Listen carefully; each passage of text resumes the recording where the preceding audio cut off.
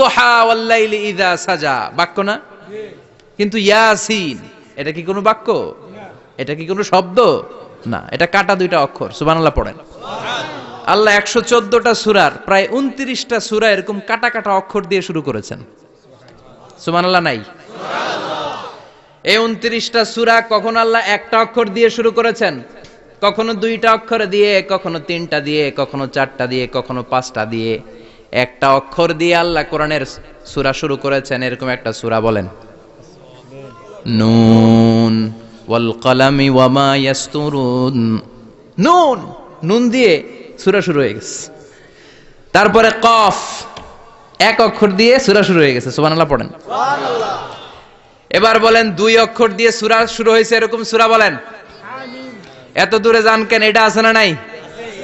ইয়াসিন। সুবহানাল্লাহ পড়েন। ইয়াসিন দুই অক্ষর দিয়ে। তারপরে হামিম। এবার তিন অক্ষর দিয়ে আল্লাহ সূরা শুরু করছেন এরকম। আলিফ লাম মিম তাসিন মিম। আল্লাহু আকবার। আবার চারটা অক্ষর দিয়ে সূরা শুরু হয়েছে এরকম আছে না নাই? হাফেজ সাহেব কোন? আলিফ লাম মিম র, আলিফ লাম মিম সদ, আছে না নাই? আবার পাঁচটা কাটা অক্ষর দিয়ে সূরা শুরু হয়েছে এরকম সূরাও আছে না নাই? সূরা মারিয়ামের শুরুতে কি আছে? কাফ হা ইয়া আইন সদ। সুবহানাল্লাহ পড়েন। এরকম প্রায় 29টা সূরা আল্লাহ কাটা কাটা অক্ষর দিয়ে শুরু করেছেন, কোনো বাক্য দিয়ে নয়, কোনো শব্দ দিয়ে নয়। কি দিয়ে? হারফ দিয়ে। হারফ, এই হারফগুলোরে বলে হুরুফ আত-তাহাজ্জি বা হুরুফ আল-মুকাত্তাআত, কাটা কাটা অক্ষর। মনে রাখবেন কোরআনের আয়াতগুলো দুই ভাগে বিভক্ত, একটা মুহকাম, একটা মুতাশাবিহ। মুহকাম মানে যেগুলোর অর্থ আমরা জানি, যেগুলোর ব্যাখ্যা আমরা জানি, যেটার ইন্টারপ্রিটেশন, এক্সপ্লেনেশন আমাদের জানা আছে। আর মুতাশাবিহ আমরা অর্থ জানি না, আমরা ব্যাখ্যা জানি না, এটা দিয়ে আসলে কি বুঝাইছে আমরা কেউ জানে না। জানে একজন, চিল্লায় বলেন তিনি কে? আল্লাহ বললেন ওয়া ইন কুনতুম ফি রাইবিম মিম্মা নাযালনা আলা আবদিনা ফাআতু বিসূরাতিন মিন মিসলিহি ওয়াদউ শুহাদাআকুম মিন দুনিল্লাহি ইন কুনতুম সাদিকিন। আল্লাহ বললেন ও জাহেলি যুগের লোকেরা, শোনো শোনো, এত আরবি কবিতা বানাতে পারো, এত গল্প লিখতে পারো, আরবিতে এত নোবেল বানাতে পারো, উপন্যাস বানাতে পারো, আর্টিকেল লিখতে পারো, আমার নবীর উপর যে কোরআন আমি নাজিল করেছি এই কোরআনের ব্যাপারে অন্তরে যদি কোনো সন্দেহ থাকে, বাপের বেটা হলে পারলে কোরআনের মতো একটা সূরা বানিয়ে নিয়ে আসো। পারছে? কিয়ামত পর্যন্ত কেউ পারবে?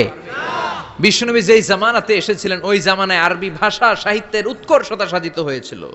আরবি ভাষার এতটা উৎকর্ষ পৃথিবী কখনো দেখে নাই। কবিতা, গদ্য, পদ্য, গল্প, উপন্যাস, রচনা, প্রবন্ধ, আর্টিকেলের শৈলাপ।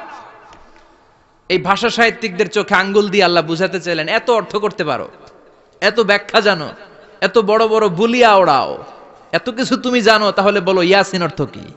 সুবহানাল্লাহ কইবেন না? তাইলে বল নুন অর্থ কি? কফ মানে কি? আলিফ লাম রা মানে কি?